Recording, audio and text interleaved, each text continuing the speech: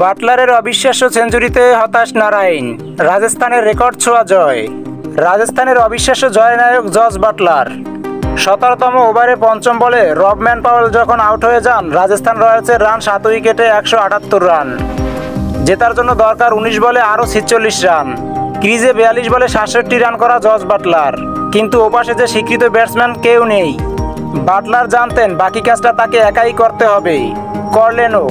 Rovman পাওয়েলের পর একে একে উইকেট এসেছে ট্রেন্ট বোল্ট ও আবেশ খান।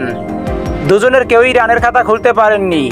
বরুণ চক্রবর্তীর করা ম্যাচের শেষ বলে 1 রান নিয়ে বাটলার যখন ম্যাচ জেতার আনন্দে মাতলেন, তার নামের পাশে তখন 60 বলে 107 রান। 9টি চারের সঙ্গে মেরেছেন 6টি ছক্কা।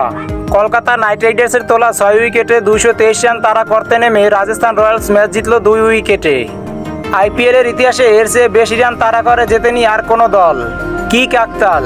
2020 সালে এই কলকাতারই 223 রান তাড়া করতে নেমে রাজস্থান জিতেছিল 4 উইকেটে, করেছিল 6 উইকেটে 226 রান।